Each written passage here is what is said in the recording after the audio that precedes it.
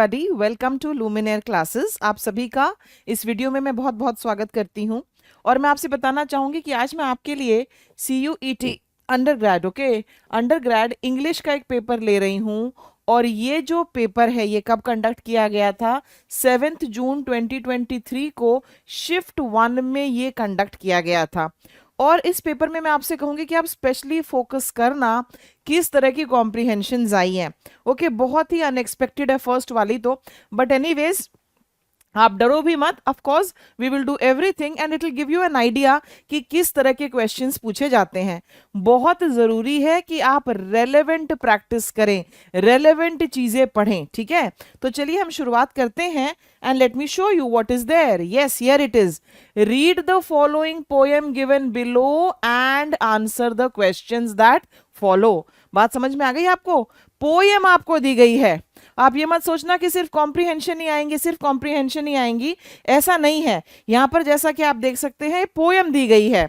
Okay, मैं आपके लिए पोएम की एक लाइन पढ़ती जाऊंगी। This is the first time I will be doing a poem with you. Okay, इससे पहले तो मैंने आपके साथ फैक्चुअल पैसेजेस किए, ओके, एनालिटिकल पैसेजेस किए हैं बाकी पेपर्स में। ये देखिए, अब आप ये नहीं कह सकते कि मैम पोएम नहीं आती है।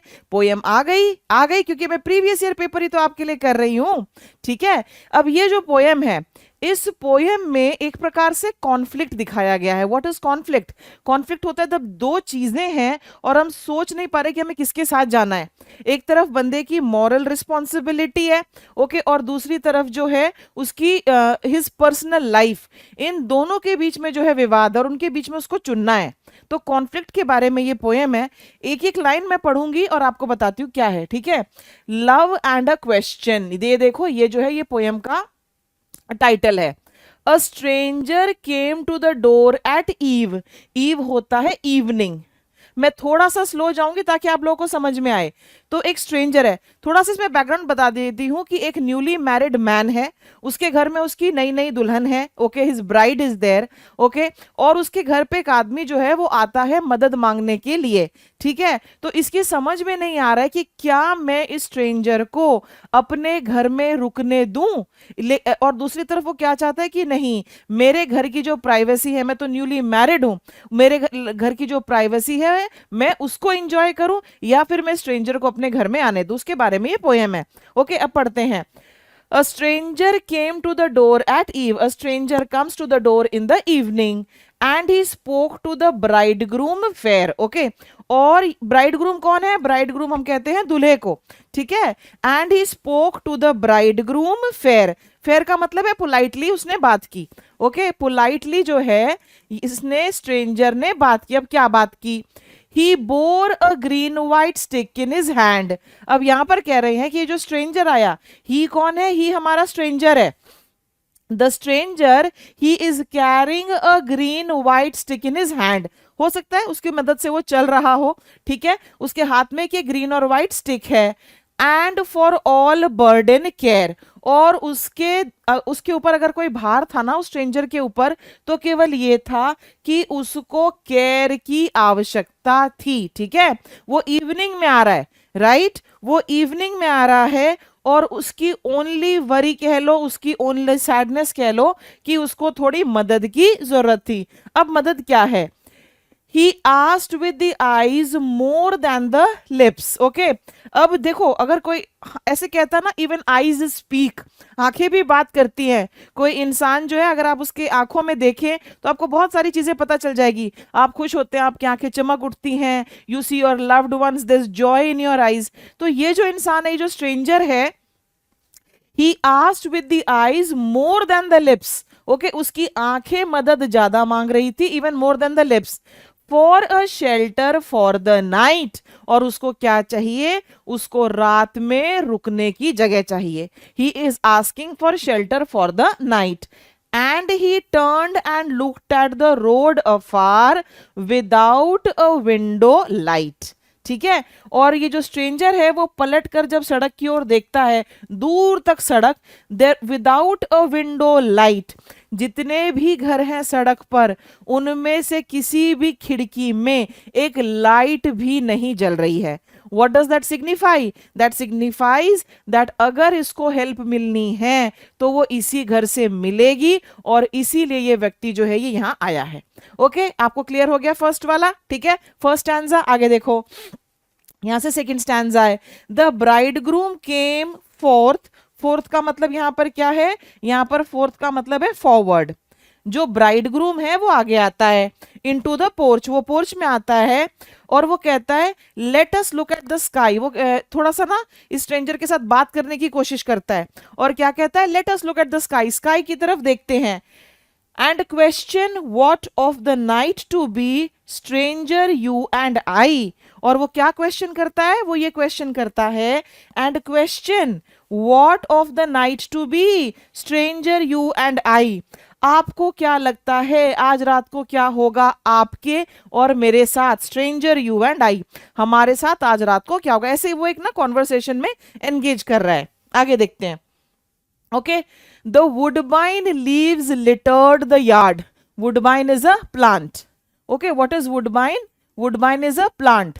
द वुडबाइन लीव्स, इस प्लांट के जो लीव्स हैं, they are scattered in the yard, वो बिखरे हुए हैं। Littered means to be scattered. The woodbine berries were blue, और जो वुडबाइन की बेरीज हैं वो ब्लू हो गई हैं। Autumn, yes winter was in the wind, stranger I wish I new. तो कौन सा सीजन चल रहा है? पतझड़ का। ऑटम इज पतझड़, वो जो हमारा होता है ना सितंबर अक्टूबर का मौसम, वैसा मौसम है। Okay, and you could sense winter was in the wind. हम इस तरह से बातें करते हैं ना, हल्की हल्की जो है हवा ठंडी होने लगी है, शायद विंटर्स आ रहे हैं, वैसी वाली सिचुएशन है। Winter was in the wind. Okay, stranger I wish I knew, stranger I wish I knew what to do. Poet क्या कह रहा है कि काश मुझे पता होता मुझे क्या करना है। That is the conflict. Conflict यही तो है ना कि उसको नहीं पता उसको क्या करना है। Does he have to go forward and help this man, और does he have to maintain the privacy of his own personal life? उसको एग्जैक्टली exactly क्या करना है? ये जो न्यूली मैरिड मैन है, इसको इस स्ट्रेंजर को अपने घर में नहीं आने देना है। Okay, and he has to spend time, good time with his wife, और he has to allow the stranger to come in. Okay, अब ये हो गया हमारा second stanza. Within the bride in the dusk alone. Within, within का मतलब है यहां पर इनसाइड द हाउस, घर के अंदर। इनसाइड द हाउस, ये तो पोर्च में खड़ा है ना, स्ट्रेंजर से बात कर रहा है। In within the bride in the dusk alone, bride बैठी हुई है घर के अंदर। डस्क होता है, एक डॉन होता है अर्ली मॉर्निंग, एक डस्क होता है शाम का टाइम, जब थोड़ा सा ना सूरज भी छिपने लगता है, हल्की हल्की सी रोशनी होती है। Okay, so she is sitting in the dim light. वहां पर ये जो इनकी न्यूली मैरिड ब्राइड है वो बैठी हुई है। Bent over the open fire, वहां पर एक ओपन फायर है घर के अंदर, और ये हल्का सा उसके ऊपर झुकी हुई है। She is slightly bent, maybe she is cooking something, और maybe because now there is winter in the wind, so she's trying to keep herself warm, so she's close to a fire. Her face rose red with the glowing coal, वहां पर जो वो कोयला जल रहा है उसकी वजह से उसका जो फेस है ब्राइड का, it is rose red. Okay, and the thought of the heart's desire. Okay, why is her face reddish? क्यों है वो रेडिश? एक तो may be probably due to the glowing coal it is appearing reddish. Second reason ये हो सकता है, और उसकी हार्ट में जो डिजायर्स हैं, because now she is newly married, so there must be love in her heart, there must be thoughts about her husband. उन सब चीजों के बारे में सोचकर she is, her face is rose red. Excuse me. The bridegroom looked at the very road. अब ये जो ब्राइडग्रूम है वो स्ट्रेंजर से बाहर बात कर रहा है। He looked at the very road, very means tired, exhausted, वो रोड की तरफ देखता है। Yet saw the bridegroom looked at the very road, yet saw but her with in. और वो क्या पाता है कि जब वो अपने अंदर झांकता है, what should he exactly do? वो स्ट्रेंजर को अंदर ले आए या न लाए? Then what did he see? Yet saw but her within. वो अपने अंदर जब झांकता है तो केवल उसको उसकी ब्राइड ही नजर आती है, उसको केवल उसकी ब्राइड ही नजर आती है। Yet saw but her within, with in means inside his heart, and wished her heart in a case of gold and pinned with a silver pin. And what does he want? उसको क्या wish होती है उसके मन में? उसको ये तो डिसाइड करना है स्ट्रेंजर को अंदर लेना है कि नहीं लेना है. And he wished her heart in a case of gold. He wants to keep her in something. He's telling कि she is so precious, almost as precious as gold. ये gold की तरह precious है. And he wants to protect her in something precious like a gold box. ठीक है, एक gold box के अंदर रखकर वो अपनी बीवी को प्रोटेक्ट करना चाहता है या उसको प्रेशियस मानता है. And pinned with a silver pin, और ये जो बॉक्स होगा फिर ये इसको एक सिल्वर पिन से बंद कर देगा. ठीक है, ये हमारा हो गया. आगे देखो. The bridegroom thought it little to give. अब उसमें कॉन्फ्लिक्ट है. Okay, he is in a dilemma, he is in a conflict. Okay, he is in a conflict and the bridegroom thought it little to give. उसको लगता है कि अगर मैं इसको कुछ दे दूं तो वो बहुत ज्यादा बड़ी चीज नहीं होगी, इट विल बी लिटिल. हम कहते हैं ना, अरे ये तो छोटी सी चीज है, कर दो. तो वैसे इसको भी लग रहा है कि he is thinking the bridegroom thought it little to give, कि इसको कुछ देना ही बेटर रहेगा. वो सोचता है मैं इसको ब्रेड दे देता हूं, कुछ खाने के लिए दे देता हूं, ब्रेड दे देता हूं. पर्स, पर्स क्या सिग्निफाई करता है? मनी. वो सोचता है कि मैं इसको कुछ पैसे दे देता हूं, इसको ब्रेड दे देता हूं. ठीक है. A heartfelt prayer for the poor of God, या फिर मैं इसके लिए प्रे करता हूं. ठीक है, a heartfelt prayer for the poor of God. ठीक है, या फिर मैं इसके लिए अपने दिल से प्रार्थना करता हूं. ठीक है, ओके. और फॉर द रिच अ कर्स, मैं ये भी कर सकता हूं कि जो रिच हैं वो इनसेंसिटिव होते हैं पुअर के प्रति, तो मैं उनको कोस भी सकता हूं. What all can he do? He can give him bread, he can give him money, he can say a prayer for him, और he can curse the rich. ठीक है. बट वेदर और not a man was asked to mar the love of two. देखो, ये सब मैं कर सकता हूं, लेकिन फिर भी ये कहता है राइटर, पोएट, कि मेरे मन में ये क्वेश्चन है. ये क्वेश्चन फिर भी रह जाता है. बट वेदर और नॉट अ मैन, क्या एक आदमी को ये राइट है to mar the love of two? Okay, यहां पर अगर आप देखिए क्या वर्ड है आपके सामने, मार, MAR, मार. ओके, मार का मतलब क्या होता है? ओके, बताइए मुझे. मार का मतलब होता है एक तरह से कि नेगेटिव वर्ड है. ये कह रहा है कि पर क्या किसी आदमी को ये राइट है कि वो दो लोगों का जो प्यार है उसको डिस्टर्ब करे बाय हार्बरिंग वो. ओके, हार्बरिंग क्या होता है? हार्बरिंग जो होता है ब्रिंगिंग. ओके, हार्बरिंग ब्रिंगिंग जैसा एक वर्ड है, और वो होता है मिजरी या प्रॉब्लम्स, ट्रबल्स. ठीक है, बाय हार्बरिंग वो इन द ब्राइडल हाउस. वो कह रहा है पोएट कि क्या पर एक आदमी को ये राइट है to mar the love of two by, he saying कि क्या एक इंसान को ये राइट है कि वो किसी के घर आ जाए जो एक ब्राइडल हाउस है, bringing misery to that household. The bridegroom wished he knew. So he's saying this question is in my mind. This question, I want the answer to this question. He says, I do not know the answer, but I wish to know the answer. The bridegroom wished he knew. Is it clear? मैंने बहुत धीरे धीरे एक एक word, एक एक line लेकर आपको समझाया है. ठीक है, क्योंकि इस टाइप का जो ये है ना पोएम, ये फर्स्ट टाइम ही मैंने देखी आपके CUET के पेपर्स में. ठीक है, तो मुझे लगा कि यस इट नीड्स एफर्ट ताकि आप इसको अंडरस्टैंड करें. ठीक है, अब चलिए आगे. यहां देखो आपके सामने क्या क्या आ गया. अब how is the mood off the poem? ये बहुत बार क्वेश्चन आते हैं कि मूड ऑफ द पोएम कैसा है. ठीक है, हैप्पी है, चेयरफुल है, एंटरटेनिंग है, कॉमिक है, जोवियल है, कैसा है? ठीक है, अब इसका जो मूड है वो ये है. Okay, it's a little heavy mood. मैं आपको समझाती हूँ. देखो, चीयरफुल तो हो नहीं सकता, हैप्पी तो नहीं है, उसके घर पे कोई हेल्प मांगने आ गया और वो बंदा जो है वो कंफ्यूजन में है. ओके, सेलिब्रेटरी कब होता है? जब किसी फेस्टिवल की सेलिब्रेशन हो रही हो, किसी इवेंट की सेलिब्रेशन हो रही हो, तब होता है सेलिब्रेटरी. तो सेलिब्रेटरी भी नहीं है. सैड एंड डार्क है? नो. सैड एंड डार्क हमारा जो मूड है वो कब हो जाता है? सैड एंड डार्क जो है ये उन सिचुएशंस में हो जाता है जब डेथ वगैरह हो जाए. यहां पर अच्छा, इस वर्ड का मतलब होता है सीरियस. तो क्या सीरियस एंड हैवी है? Yes, I will say this is the most appropriate one. Question number 1 के लिए ए. यस, पोएम में डिलेमा है, कंफ्यूजन है, परंतु वो जो कंफ्यूजन है वो दिल के अंदर ही है. ओके, वो डिलेमा जो है वो पोएट का अपना पर्सनल डिलेमा है, तो ये इसका आंसर ए है, one will be A. The poem ends with the bridegroom welcoming the stranger in the house, reflecting on his decision, celebrating the marriage with his bride और praying for the stranger। ये बताइए। Okay, बताओ इसका answer क्या है कि poem जो है वो कैसे एंड होगी। क्या वो वेलकम कर देता है, उसको कह देता है आ जाइए जी, स्वागत है आपका हमारे घर में, ये कह देता है। रिफ्लेक्टिंग ऑन हिज डिसीजन, वो अपने डिसीजन के बारे में सोच ही रहा है, ठीक है। सेलिब्रेटिंग द मैरिज या फिर प्रेइंग फॉर द स्ट्रेंजर, ये सारे ऑप्शन हैं आपके सामने। Yes, he is reflecting on his decision, उसको भी पता ही नहीं है उसको करना क्या, उसको क्या फैसला करना है, what does he have to do. So my answer will be B. The line He asked with the eyes more than the lips, जब स्ट्रेंजर उसके दरवाजे पर आता है तो वहां पर ये लाइन है ना कि उसने अपनी आंखों से ज्यादा मांगा, उसने अपने लिप्स से नहीं आंखों से ज्यादा मांगा। That line is there.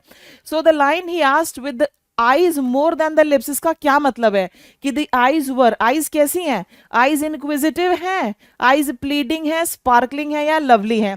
Inquisitive होती हैं उत्सुक आंखें, आप देखना अगर कोई मैजिशियन ट्रिक दिखा रहा है तो बच्चों की आंखों में जो एक्साइटमेंट होता है, क्यूरियोसिटी होती है, वो होती है इंक्विजिटिव। प्लीडिंग, मिन्नतें करने वाली। गरीब की आंखें देखी हैं कभी, अगर वो कहीं जगह किसी जगह फंस गया है, ही नीड्स हेल्प, यस, तो स्ट्रेंजर की भी प्लीडिंग आईज हैं। Okay, question 3, my answer is B, pleading. Sparkling, चमक वाली, लोनली भी नहीं है, लोनली होता है somebody who's feel alone and all that। आगे, the phrase very road is an example of, ये है आपके सामने, बताइए ये जो फ्रेज है very road, what is it an example of. Is it a simile, personification, metaphor या ट्रांसफर्ड एपिथेट, ये आपको दिया गया है। यस, आपने अपने जो इंग्लिश एज अ सब्जेक्ट पढ़ा है इन 9th 10th 11th 12th, वहां पर ये सब बहुत आते थे कि बताओ ये सिमिली है, मेटाफर है, पर्सोनिफिकेशन है, व्हाट इट इज एग्जैक्टली। बताओ यहां पर आंसर क्या होने वाला है फोर्थ वाले के लिए, ये हमारा आंसर है। अब मैं आपको वेरी रोड एक बार पोएम में भी दिखा देती हूँ। अच्छा, ये होता क्या है मुझे बताओ, what is this exactly, what is this exactly. देखो, कुछ ऐसे एडजेक्टिव्स होते हैं जिनको हम ह्यूमन बींग्स के साथ ही यूज करते हैं, हम ह्यूमन बींग्स के साथ ही उनको यूज करेंगे। जैसे वेरी का मतलब क्या है, वेरी का मतलब तो टायर्ड है, वेरी का मतलब टायर्ड है। I can say a very labourer, right, जो काम करने वाला श्रमिक है मैं उसके लिए कह सकती हूं, राइट। लेकिन यहां पर ये जो एडजेक्टिव है ये यूज किया गया है रोड के लिए, नॉन लिविंग थिंग के लिए ये यूज किया गया है। वो एडजेक्टिव्स जो जनरली लोगों के लिए यूज किए जाते हैं, लेकिन वो एडजेक्टिव किसी नॉन लिविंग चीज के साथ या किसी थिंग के साथ यूज कर दिया जाए तो फिर हमारा ये बन जाता है। So what is my answer, my answer is D, D is the correct answer. लीजिए नेक्स्ट आ गया आपके सामने। अच्छा, इससे पहले वाला क्वेश्चन भी, एक तो पहले आपको पोएम दे दी, आप उसको बार बार पढ़ेंगे, वहां पर आपका बहुत सारा टाइम लग जाएगा। ऊपर से अब देखो इस टाइप के भी आपको क्वेश्चंस दे दिए हैं कि बताइए फर्स्ट स्टैंजा में क्या था, सेकंड में क्या था, थर्ड में क्या था, फोर्थ में क्या था, इस तरह से आपको दे दिया गया है। बताइए बताइए जल्दी से, contrast between the warm house and the cold outside, ethical drama of the bride groom, sorry dilemma, I am so sorry, जो उसके मन, what is dilemma, dilemma is a confusion, जो डिलेमा चल रहा है ब्राइड ग्रूम का, ethical dilemma जो चल रहा है, ओके, वो कौन से में है। फिर यहाँ पर है atmosphere due to dark night and harsh weather, ये आपको दिया गया है क्वेश्चन नंबर 5 में, 5 यस। और फिर है यहाँ पर द स्ट्रेंजर्स मेंटल स्टेट, ये फिफ्थ वाला है आपके सामने। जल्दी से बताओ मुझे इसके आंसर्स क्या होने वाले हैं। Fifth is in front of you, ठीक है, फिफ्थ है आपके सामने। बताइए, हम एक बार वापस जाकर देखें, contrast between the warm house and the cold outside, ये कहां पर बताया गया था हमें, ये वहां पर बताया गया है जहां पर वो उसकी जो ब्राइड है, she is near the fire, her face is glowing and all that, वो वाला पार्ट, ठीक है, वो कहां था हमारा, एक बार देख लेते हैं हम फटाफट। ये ओ सॉरी जस्ट अ मोमेंट, हाँ ये हमारा स्टैंजा 1 है, राइट, स्ट्रेंजर कम्स, यहां से हमारा स्टैंजा 2 स्टार्ट हो गया कि दे आर बोथ टॉकिंग, ठीक है, यहां तक हमारा 2 हो गया। फिर ये वाला यहाँ पर within the bride in the dusk alone bent over the open fire, ये हमारा 3 हो गया, ब्राइड वाला पूरा स्टैंजा, सिल्वर पिन, और उसके बाद फिर फाइनली ये मेरा स्टैंजा 4 हो गया। आप में से जितने लोग ये समझ रहे हैं ना कि बस आराम से पढ़ के मैं फटफट फटफट फटफट यूं कर दूंगा, फटफट फटफट फटफट फटफट कुछ नहीं होता, फटफट फटफट फिर आपकी नेगेटिव मार्किंग हो जाएगी। Just remember that, it's very important. अगर नेगेटिव मार्किंग नहीं होना तो भी मैं आपको चलो बहुत भारी मन से with a very heavy heart कह दूंगी कि okay fine, take a risk, take a risk. लेकिन जब नेगेटिव मार्किंग होती है माय डियर स्टूडेंट्स, मैं तो यही कहती रहूंगी, please study, please improve, please give plenty of mock test, please polish your skills, मैं यही कहूंगी।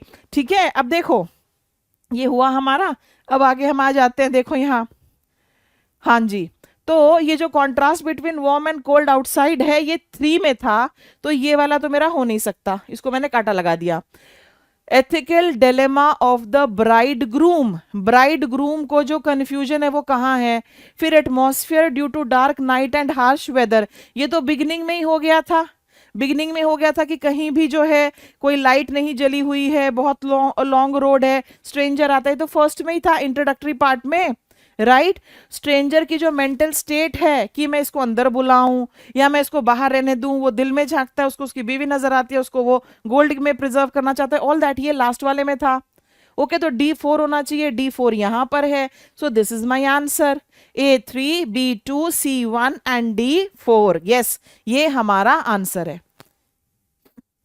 Okay, so the first one is done for you, काफी आराम से हमने किया and I hope you have understood it. Okay, अब आगे चलते हैं। Read the following passage given below and answer the questions. Okay, questions that follow. ये आपके सामने है। मैं आप सभी को बता दूं कि हमारा जो लुमिनेयर का इंग्लिश मास्टरी कोर्स है उसमें आपको वो कैब, राइट, उसमें सारे के सारे ग्रामर के वीडियोस, उनसे related practice exercise, previous year के पेपर्स जो यहाँ पर मैं आपको ये सारे करवा रही हूँ, ये प्लस एडिशनल मॉक टेस्ट, ठीक है, ये सारी चीजें आपको मिल जाएंगी। Okay, you need to do relevant practice and you need to have the relevant study material. आप ऐसे इधर उधर से पीडीएफ्स मत डाउनलोड करें, बहुत जरूरी है कि आप वो कोर्स ज्वाइन करें। ठीक है, चलो अब हम यहां देख लेते हैं क्या है। Okay, we humans walk with 2 legs called bipedal, okay, and use 2 hands. The evolution of bipedalism began in our ancestors, the primates, about 4 million years ago. अभी तक आपको लैंग्वेज देख के क्या लगा? लैंग्वेज देख के क्या लगा? थोड़ा सा आपके दिल से एक आवाज आई कि किस टाइप का ये कॉम्प्रिहेंशन हो सकता है, बताइए मुझे। कुछ पता चला? लैंग्वेज बहुत सिंपल और स्ट्रेट फॉरवर्ड नहीं है, एवरेज लेवल की आपकी लैंग्वेज है और प्रोबेबली कुछ बायोलॉजी इकोलॉजी टाइप का ये आपका पैसेज मिलेगा। ठीक है, तो यहाँ पर अगर हम देखें इसमें आपको क्या क्या दिया गया है। अच्छा, यहाँ पर एक वर्ड है हमारा primates. What are primates? Primates एक ग्रुप ऑफ मैमल्स होते हैं। एक तो मैमल्स होते हैं ना, ग्रुप ऑफ मैमल्स, मैमल्स के अंदर भी कुछ स्पेशल टाइप के एनिमल्स होते हैं, जैसे कि आपका चिंपैंजी हो गया, एप हो गया, ठीक है, और इसमें कुछ और एनिमल्स भी आते हैं जैसे कि मंकी हो गया, लेमूर हो गया। ओके, एप्स, मंकीज, लेमूर्स, ये सारे जो हैं ये प्राइमेट्स की कैटेगरी में आएंगे। ठीक है, the primates not only gave us our blood groups but are 2 feet and 2 hands as well। शायद अब तक जो मैं फील कर रही हूं कि हम ह्यूमन बींग्स ने प्राइमेट्स का से क्या लिया या क्या कनेक्शन है, ये उस टाइप की कोई कॉम्प्रिहेंशन है। ठीक है, primates exhibit, exhibit means show, primates show characteristics that distinguish them from less evolved mammals। Primates में ऐसी कैरेक्टरिस्टिक्स होती है। मैंने क्या कहा, प्राइमेट्स क्या है? प्राइमेट्स मैमल्स के अंदर ये ग्रुप है जिसमें एप्स, मंकीज और लेमूर्स आते हैं। ओके, आगे ये कह रहा है कि primates show characteristics that distinguish them from less evolved mammals, जो उनको लेस इवॉल्व्ड मैमल्स से अलग करती हैं। ये क्या है ये कैरेक्टरिस्टिक्स? These include adapt. अच्छा, अब ये कैरेक्टरिस्टिक्स हैं क्या क्या? अलग तो हैं, पर वो कौन सी कैरेक्टरिस्टिक्स हैं जो अलग हैं? What are those characteristics? ठीक है। These characteristics these include adaptations to live in the trees, ये पेड़ों पे रह सकते हैं जैसे monkeys do. They have big brains, बड़े इनके ब्रेन्स हैं। हाइटेंड सेंस ऑफ विजन है, ओके। अपोजेबल थम्स हैं to grasp the 4 fingers in each hand, thumbs हैं, फिंगर्स हैं।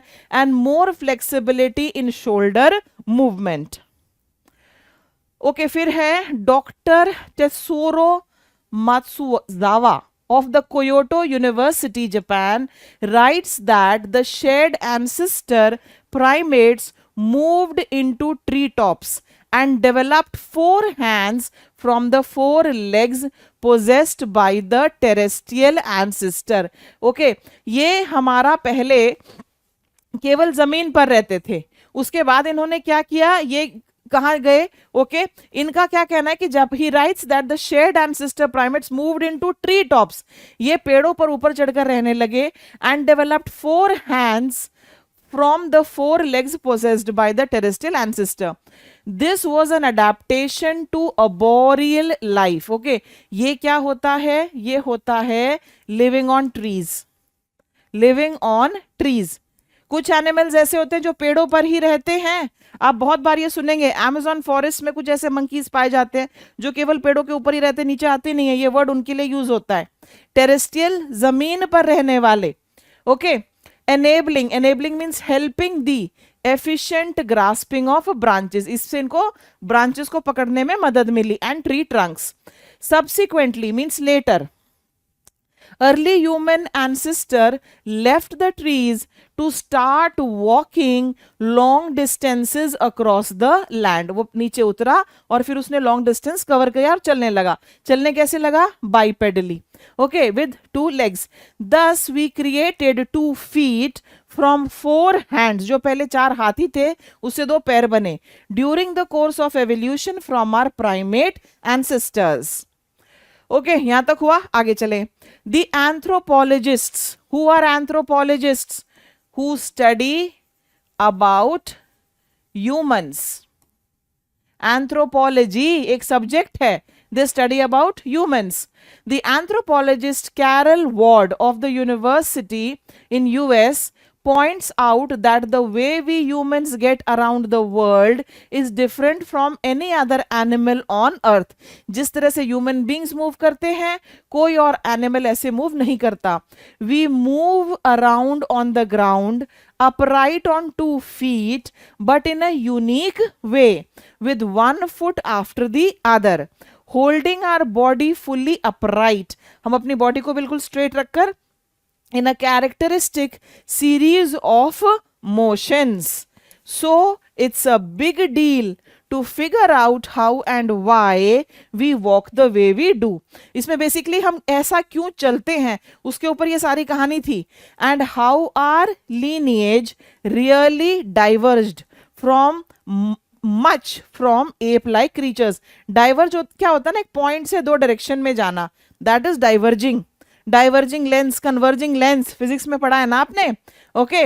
लीनिएज क्या होता है, लीनिएज बेसिकली, लीनिएज एक ऐसा वर्ड है जो उन लोगों के लिए यूज किया जाता है जो आपकी फैमिली हिस्ट्री में आते हैं, ठीक है। अब ये हमारा हो गया, आगे चलते हैं। ओ अभी थोड़ा रहता है। The human brain is about 3 times as big as the brain of our closest living relative, the chimpanzee. So our brain is bigger. Moreover, a part of our brain called the cerebral cortex plays a key role in memory, attention, awareness, and thought. Contains twice as many cells as the same region in chimpanzees. We are thus smarter than apes. लो जी, साबित हो गया कि हम apes से ज्यादा smart हैं। ये हमने पूरा पढ़ लिया एप्स के बारे में, प्राइमेट्स के बारे में, हम ऐसे क्यों चलते हैं, कंपैरिजन करके देखा किसका ब्रेन बड़ा and all that is done. अब आ जाओ आगे। As per the passage which of the following does not make the primates different from their ancestors. Primates अपने एंसेस्टर्स से डिफरेंट कैसे नहीं है, तो ये यहाँ पर अगर हम देखें आपका जो आंसर है, ओके, और थोड़ा मुझे पीछे चलना पड़ेगा, यहाँ पे कहीं था, हाँ, क्या अडेप्टेशंस हुई, these include adaptations to live in the trees, big brains हो गए, हाइटेंड सेंस ऑफ विजन हो गया, opposed thumbs to grasp the 4 fingers in each hand हो गए, मोर फ्लेक्सिबिलिटी शोल्डर मूवमेंट्स, ये सारा आ गया। अब देखते हैं कि इनमें से कौन सा उनमें नहीं है, वही निकालना है ना। ओ देखते ही पता चल गया, टेस्ट बर्ड्स का तो कहीं जिक्र ही नहीं था। सो ए फ्लेक्सिबल शोल्डर मूवमेंट था, बिगर ब्रेन्स, ये सब कुछ है। आंसर यहां पर हमारा ए है। Question number 6, what's my answer dear students? Answer A is the right answer. आगे चलो, ये लो, द वर्ड बोरियल मीन्स, इसका क्या मतलब है? इसका मतलब है रिलेटिंग टू ट्रीज, ये इसका आंसर। Question number 7, my answer is C, relating to trees. Related to water and trees, no. Crawling movement, no. Tendency to jump, no. Question number 7, my answer is C right answer है। चलो आगे चलते हैं। Subsequently means the same as opposed to, as a consequence of, afterwards, without any significance, ये है आपके सामने। Question number 8, इसका आंसर है हमारा C, afterwards. Afterwards, later, okay, afterwards, subsequently. Next, which options don't correctly explain why humans are smarter than apes as per the passage? हमें सब कुछ as per the passage ही करना है। आपको अपनी तरफ से कोई एडिशनल जानकारी, कोई एडिशनल इंफॉर्मेशन, भले कितनी भी टेंडेंसी हो रही हो, क्या मुझे पता ये सही है, नो, जो पैसेज में दिया हुआ है वही करना है। ठीक है जी, करते हैं। यहां क्या कह रहा है? Which options don't correctly explain why humans are smarter than apes? Apes have a bigger brain size, humans have a better memory, humans can walk with only 2 legs। ये तो, this is not an easy question, easy नहीं है ये, आप इसको करने की कोशिश कीजिए। Apes have a bigger brain size, सबसे पहले तो हम ब्रेन साइज पर ही जाते हैं। ठीक है, कहाँ है वो, हमने जो लास्ट में पढ़ा था, यहाँ पे देखो, the human brain is 3 times as big as the brain of our closest living relative the chimpanzee, ये सारा दिया गया है। तो ह्यूमन ब्रेन बिगर बता रहे हैं। तो यहाँ पर अगर आप देखें, apps have a bigger brain size, yes, ये वाला हमारा इनकरेक्ट है, तो ये आएगा आपके ऑप्शन में। अगर ये आपके ऑप्शन में आएगा तो ऑप्शन डी कट गया, क्योंकि इसमें ऑप्शन ए है ही नहीं। Humans have a better memory, humans have a better memory, ये आपके पैसेज में कहीं नहीं दिया है, ये आपके पैसेज में कहीं भी नहीं दिया हुआ है कि humans have a better memory.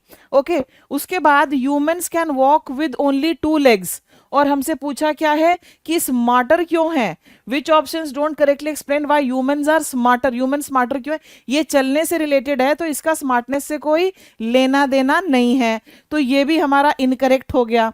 तो ये भी आएगा, क्योंकि अल्टीमेटली हमें जो हमारे which options don't correctly explain, incorrect वाले लेने, ए भी आएगा उसमें, सी भी आएगा।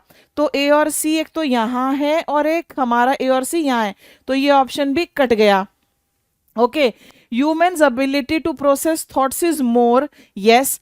एप्स कैन क्लाइंब ट्रीज, इसका भी इंटेलिजेंस से कोई लेना देना नहीं है, तो ये भी आएगा, बिकॉज ये पूछा गया ना, which options don't correctly explain why humans are smarter.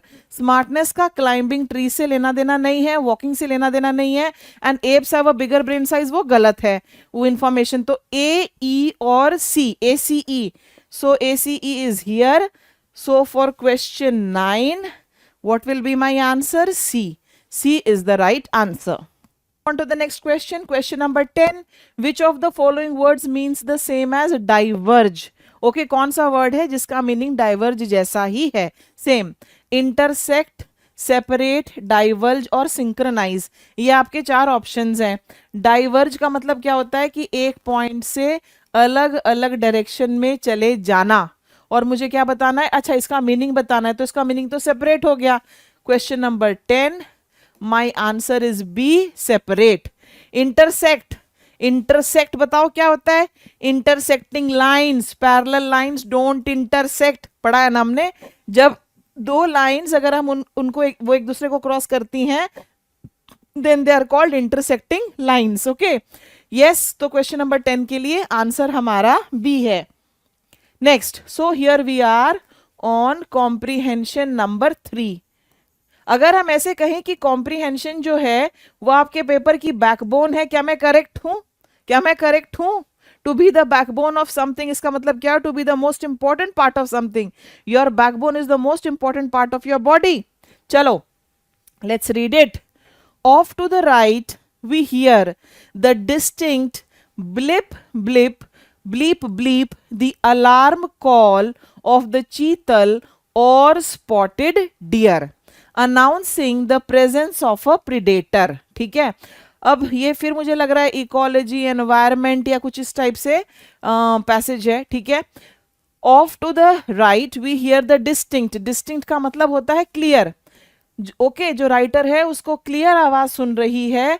The alarm call of the चीतल. और चीतल क्या है? चीतल एक प्रकार का स्पॉटेड डियर है.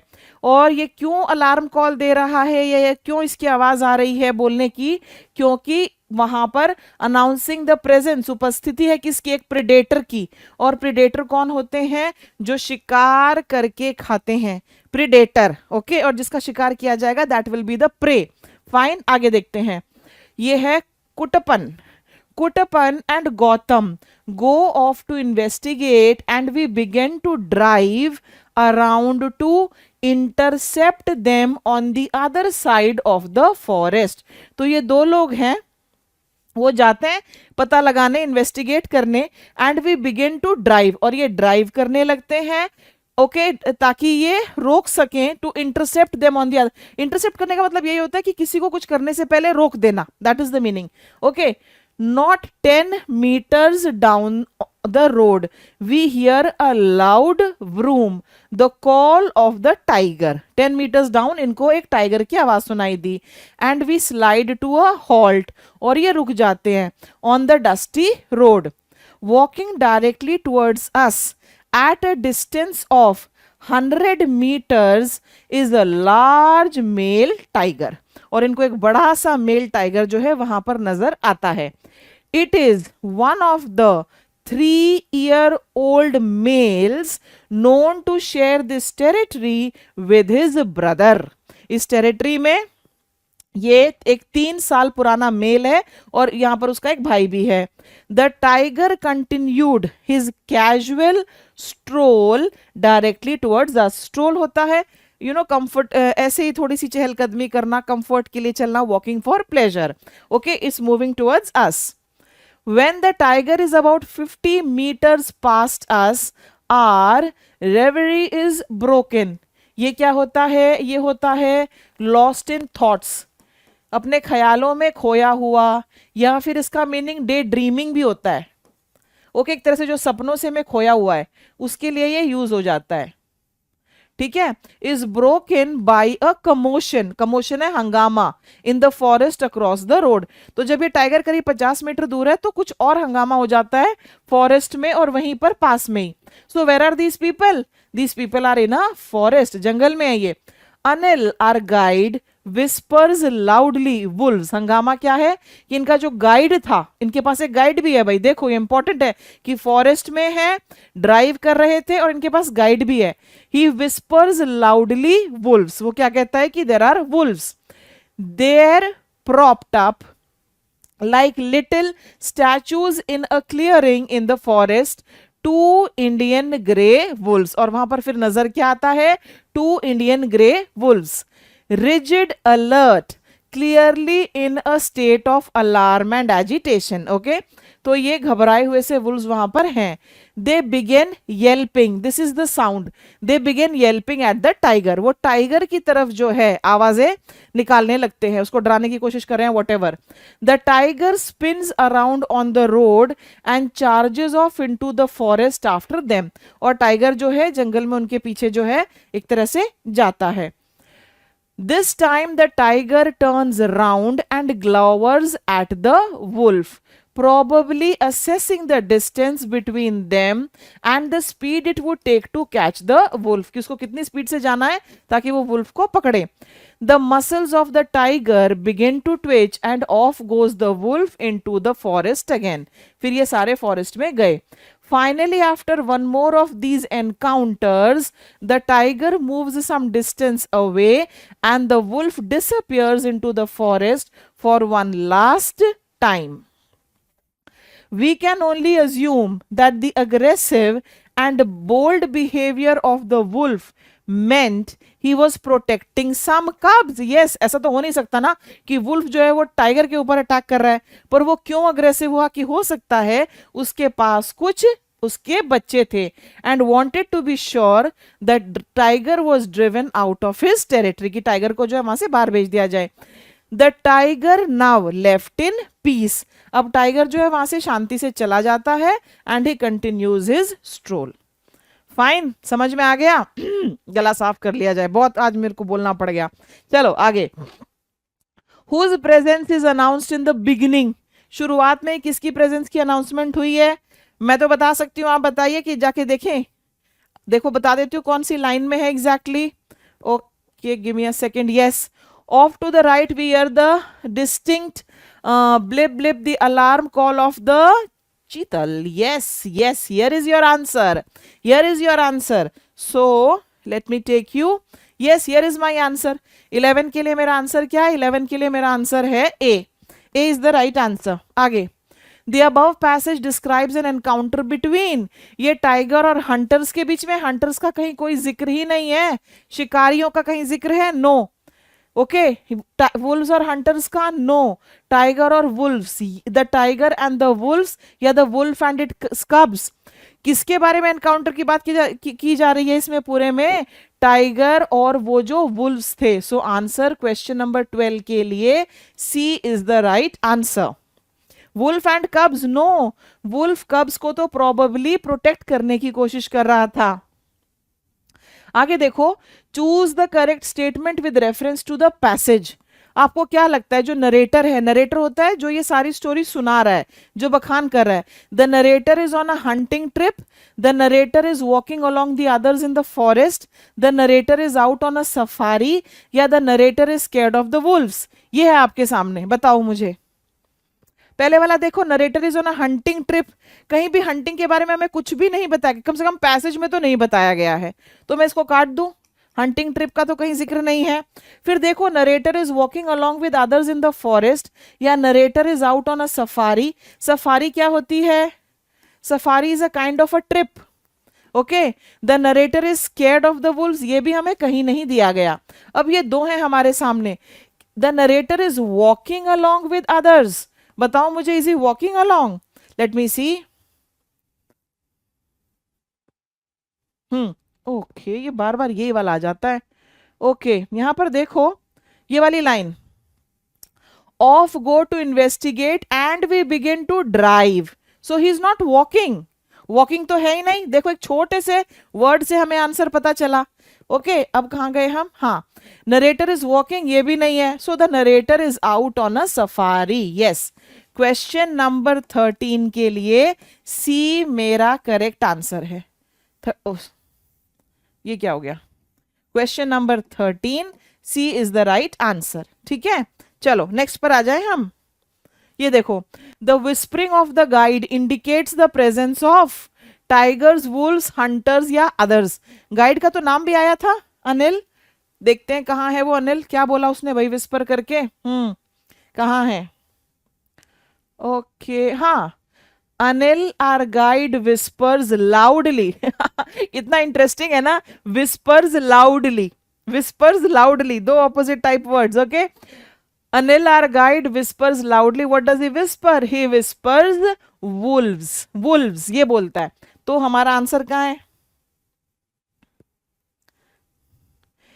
Okay, yes, here is my answer, wolves. Question number 14, B. और बी क्या है? वुल्व्स. आप लोग मेरे साथ साथ कर रहे हैं? I want you to do the paper along with me. Yes, please do the paper. ये देखो, next, find out a word from the above passage which means daydreaming. Yes, मैंने आपको पैसेज पढ़ते टाइम बता ही दिया था, ये वाला वर्ड था. स्ट्रोल तो एक कैजुअल सा वॉक है. प्रीडेटर, ओके, अटैक करके खाने वाले एनिमल्स. एजिटेशन, एजिटेटेड, एजिटेट हमारा वर्ब है. एजिटेट हमारा वर्ब है, AGI, एजिटेट. ठीक है, व्हाट इज एजिटेशन? आपके सामने क्या है? यहाँ आपके सामने एजिटेशन है 15th के लिए. ओके, एजिटेशन जो है इसका मतलब होता है एक तरह से गुस्सा हो जाना, नाराज हो जाना, क्रोधित हो जाना. वहां पर जो है ये यूज हो जाता है. ठीक है, एजिटेशन. फाइन. क्या अब हम आगे चल सकते हैं? Can we move on? Yes we shall move on. ये देखो, change the following sentence into passive voice. अब हम आ गए हैं एक्टिव एंड पैसिव पर। 3 कॉम्प्रिहेंशंस थी आपकी। मैं किसी में भी ये नहीं कहूंगी कि लैंग्वेज वो सिंपल। फर्स्ट वाली तो पोएम थी, ठीक है, अब आप उसको खुद जज करो कि वो कैसी थी। उसके बाद जो नेक्स्ट वाला था प्राइमेट्स वाला, it was a little difficult topic, not very simple. और दोनों ही जो सेकंड और थर्ड कॉम्प्रिहेंशन थी, third one was easy, comparatively easy, ठीक है, वो वाली ज्यादा इजी थी। चलो अब हम यहां देख लेते हैं। Change the following into passive voice.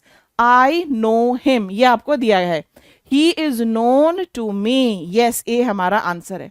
Question number 16, ए हमारा आंसर है। ही इज नोन बाई मी, यहां पर ये बाई इनकरेक्ट है। He is known with me, यहां ये विद इनकरेक्ट है। He is known near me, ये नियर इनकरेक्ट है। यहां पर दोनों में प्रेपोजिशन की गड़बड़ है, यहां पर ये नियर की गड़बड़ है। सो 16 answer is a. A is the correct answer. Careless driving causes many accidents. Change the following sentence from active to passive. Careless driving causes many accidents. Careless driving is your subject. Causes is your verb. ठीक है, what does it cause? Many accidents. Many accidents आपका object है. Fine. Tense कौन सा है हमारा? Simple present या present indefinite. Present indefinite, okay. अब यहां पर देखो, अगर प्रेजेंट इनडेफिनेट है, मेनी एक्सीडेंट्स के साथ मैंने इज लगाया, मेनी एक्सीडेंट्स प्लूरल है, ये क्या है? ये सिंगुलर है, तो गड़बड़ हो गया। Many accidents are caused by careless driving. Absolutely right, this is my answer. Correct, correct है, बी मेरा राइट आंसर है।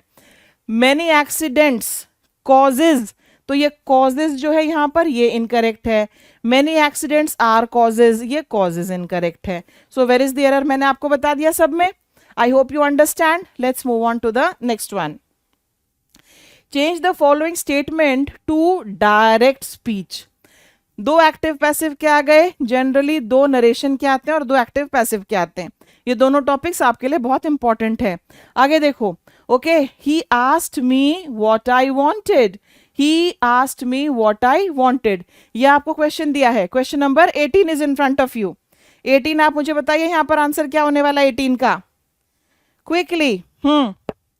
He asked me what I wanted, तो ये इंटरोगेटिव है। सबसे पहले क्वेश्चन को देखते ही पहचानो, ये इंटरोगेटिव है जिसको आपको इनडायरेक्ट स्पीच में चेंज करना है। He said to me what I want. Okay, what do you want? What he wants? What will you want? यहां पर देखो, what I wanted, this is in which tense? What I wanted, this is in simple past. Simple past में है ना, past tense में है, तो हमें क्या करना होगा बताइए। He said to me what I, देखो यहां पर अगर हम देखें what he wants, यहां पर तो मीनिंग ही बदल गया। ओके, यहां उसने मुझसे पूछा what I wanted, मुझे क्या चाहिए, और यहां पे क्या है? He said to me, उसने मुझे कहा what he wants, उसे क्या चाहिए, तो मीनिंग बदल गया। Will you want, ये फ्यूचर टेंस का हो गया, तो यहां पर भी इसमें टेंस बदल गया और इसमें मीनिंग बदल गया। बात समझ में आई आपको? अब 18 के हम फर्स्ट वाले पर अगर चलते हैं, देखो ध्यान से, what I want, यहां पर सेंटेंस स्ट्रक्चर गड़बड़ है। अगर मुझे सिंपल प्रेजेंट में करना है तो डू डज लगता है, सो आंसर मेरा बी है। Question number 18 B, what do you want, B will be the right answer. Next, choose the option which best expresses the given sentence in indirect speech.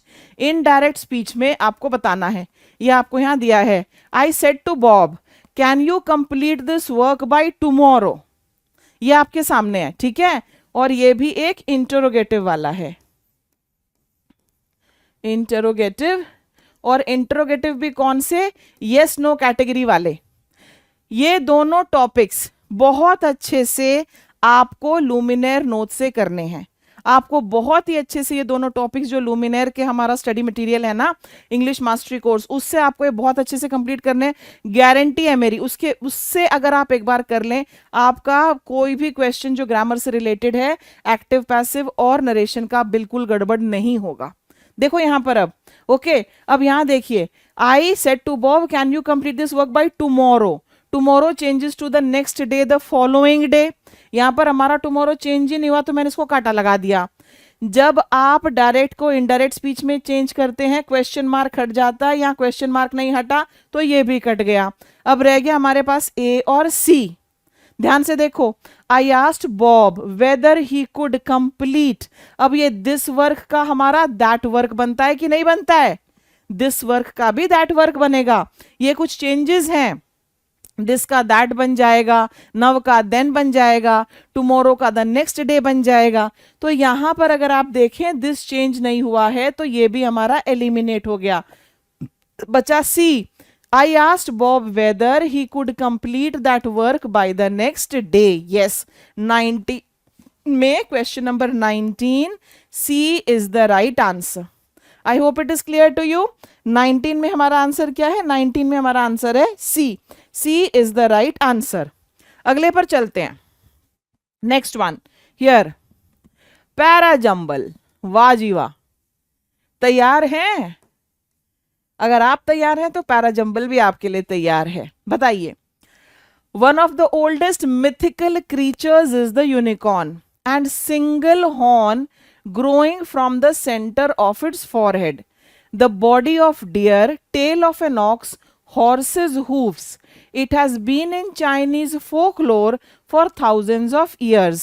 Okay, its most familiar form is a beast with. देखो, बड़ा ही क्या कहूँ मैं, अब इसमें ये जो parajumble है ना, इसमें कुछ एक पार्ट्स ऐसे हैं जो एक ही पूरा सेंटेंस है, कुछ पार्ट ऐसे हैं जिसमें आपको जोड़ के बनाना है। अब मैं हमेशा आपसे कहती हूँ कि सबसे पहले तो भाई आप सब्जेक्ट आइडेंटिफाई कर लो, हम इसमें किसके बारे में बात कर रहे हैं। आप सब्जेक्ट को आइडेंटिफाई करिए, वो बहुत इंपॉर्टेंट है। तो यहां पर अगर आप इसको पढ़ेंगे, हम एक मिथिकल फिगर के बारे में बात कर रहे हैं, यूनिकॉर्न के बारे में, तो ए मेरा पहला होगा। One of the oldest mythical creatures is the unicorn. A से मैं शुरू करती हूँ, सारे के सारे मेरे ए से ही शुरू हैं। वाह जी वाह, ठीक है। अब वन ऑफ द, अगर हम ध्यान से देखें, बी सी और ई, ओके, अब इसमें उसका डिस्क्रिप्शन है, डिस्क्रिप्शन है ना। अगर मैं कह रही हूं the girl was tall beautiful with silky black hair, red lips, chubby cheeks and all that, ये सारा एक साथ ही तो आएगा ना उसका डिस्क्रिप्शन। तो बी में भी डिस्क्रिप्शन है, सिंगल हॉर्न की बात कर रहे हैं। बॉडी के बारे में बात हम सी में कर रहे हैं। Most familiar form of beast with, ये सारे डिस्क्रिप्शन वाले हैं। तो ई आएगा, it's most familiar form is a beast with. Beast में क्या है? With the body of a deer, tail of an ox, horses hooves, फिर सी आएगा। ठीक है, बीस्ट है वो, बीस्ट के पास क्या है? ये सारी चीजें हैं। सी के बाद हमारा बी आएगा, क्योंकि यहां पर एंड है, एंड वाला पार्ट बाद में आता है ना। तो ई, ई के बाद सी, सी के बाद बी, ये स्ट्रक्चर है। सबसे पहले ए, राइट, ए ई सी बी कहां है? ए ई सी बी यहां है, फाइन। फिर उसकी पूरी बॉडी की डिस्क्रिप्शन, और लास्ट में it has been in Chinese folklore for thousands of years. Is that clear? Is it clear ये कैसे किया हमने? ओके, अब ये पूरा मैं पढ़ देती हूं एक बार आपके लिए। One of the oldest mythical creatures is the unicorn, ठीक है। उसके बाद नेक्स्ट हमारा आएगा, इसके बाद it's most familiar form is a beast with the body of a deer, tail of an ox, horses, hooves and single horn growing from the center of the forehead. It has been in Chinese folklore for thousands of years. C is my answer. चलिए next parajumble.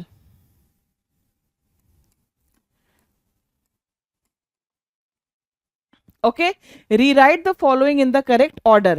They think their audience most want to visit as appealing a way as possible, are likely to choose as their setting the location, the creators of a holiday advertisement, the setting is then presented in. ये आपके सामने है, बताओ। आप इसमें subject को identify करो। ये इजी है, मैं बताऊं क्यों इजी है। आप ये पढ़ोगे तो आपको इजी नहीं लगेगा, आपको लगेगा एक ही सेंटेंस इतना लंबा, मेरी जान निकल जाएगी इसको करते करते, आपको ऐसा लगेगा। लेकिन ये इजी है, बताऊं क्यों इजी है? क्योंकि आप इसके ऑप्शंस देखो, सी से शुरू, डी से शुरू, ए से शुरू, बी से शुरू। जो ऑप्शंस है हमारे पास वो अलग अलग अल्फाबेट से स्टार्ट, अलग अलग पार्ट से स्टार्ट हो रहे हैं। तो अगर आपने सब्जेक्ट आइडेंटिफाई कर लिया और उसके बाद उस पार्ट से स्टार्ट होने वाले को आपने फिट करने की कोशिश की और आपको लगा कि हाँ ये सही बन रहा है, तो आपको हो गया। अगर ऑप्शन में भी ऐसा हो जाता ना कि 3 C से शुरू हो रहे हैं, तो आपको दिक्कत हो जाती। अब बताओ इसको कैसे करेंगे हम, बताइए बताइए मुझे कैसे होगा ये। What is where is the subject, काम करने वाला कौन है, डूअर को ही जनरली हम सब्जेक्ट बनाते हैं, या फिर हम जिसके बारे में बात कर रहे हैं उसको सब्जेक्ट बनाते हैं। आप बताओ मुझे इसमें सब्जेक्ट है कहाँ, इसमें सब्जेक्ट ये रहा, the creators of a holiday advertisement, holiday advertisement बनाने वाले लोग, राइट वही तो होंगे। डी बिगनिंग कहाँ है, डी बिगनिंग यहां है।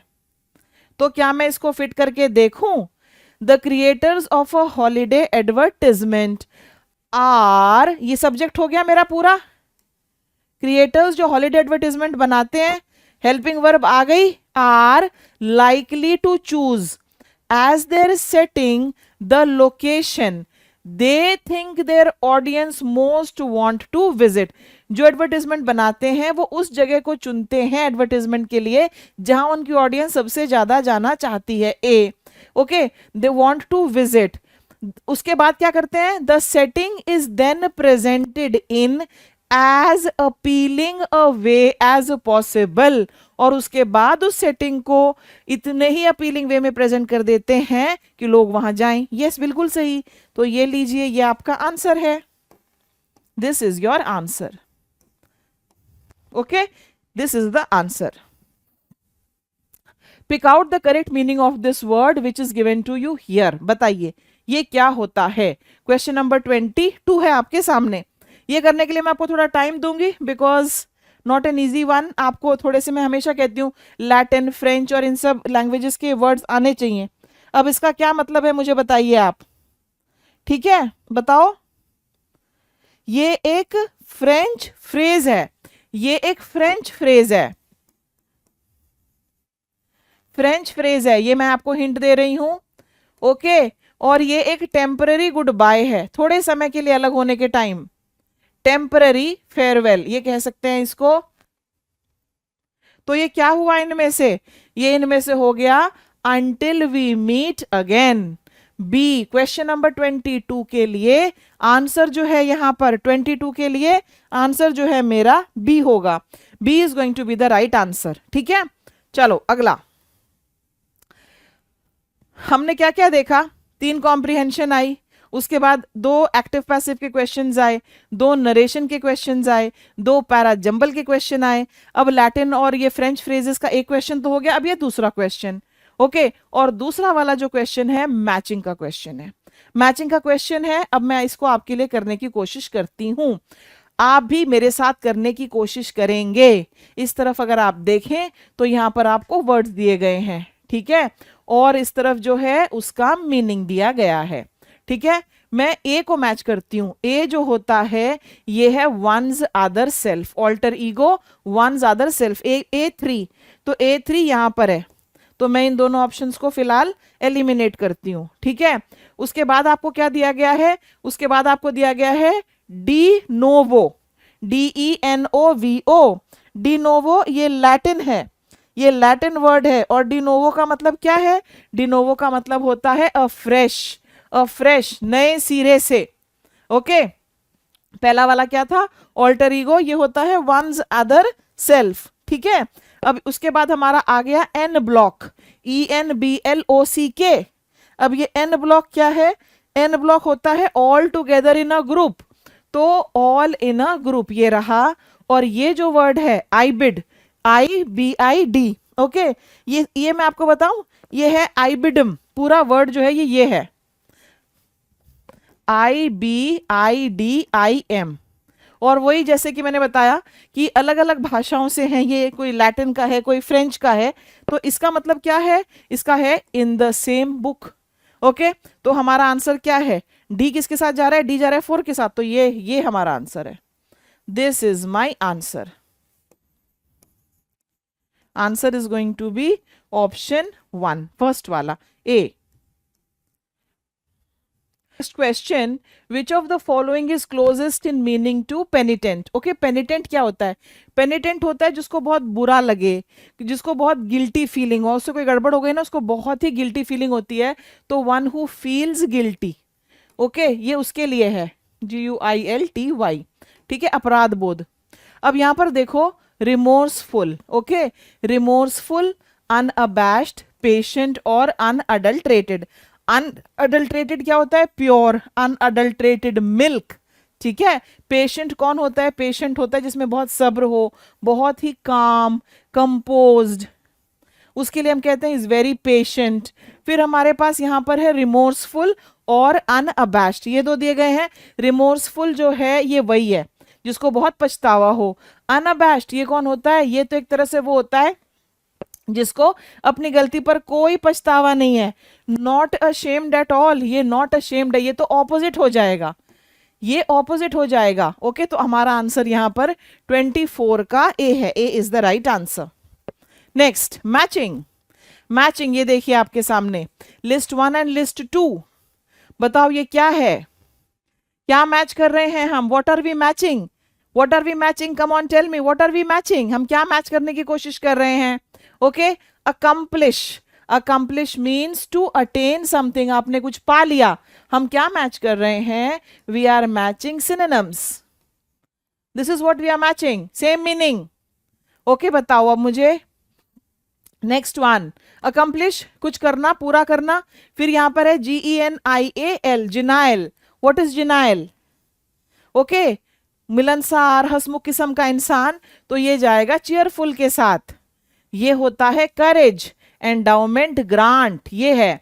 ओके, अब ये ए में 3, वेर इज ए में 3? ए में 3 इज यहां पर बी और सी में। बी किसके साथ जा रहा है? बी जा रहा है 1 के साथ, तो आंसर बी है। Question number 25, B is the right answer. 25 B. Choose the sentences that have the correct articles. Oh very nice question. लो जी, आप में से जितने लोगों को लगता है ना बड़े सिंपल क्वेश्चंस आते हैं, ब्लैंक आ जाएगा, मैं भर दूंगा। प्रीवियस ईयर पेपर है, मुझ पर मत आरोप लगाना मैं बड़ा मुश्किल करा रही थी। प्रीवियस ईयर पेपर है, देखो आपके सामने।